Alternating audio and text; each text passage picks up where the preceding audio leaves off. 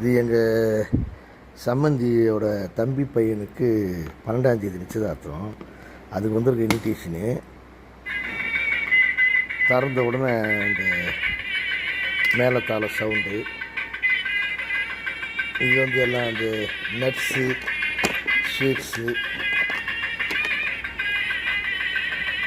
இதெல்லாம். இதில் ஜெகத்ரட்சகம். இது ஃபுல்லாக கோல்டு ஃபாயில் பண்ணியிருக்குது. லெட்டர்ஸு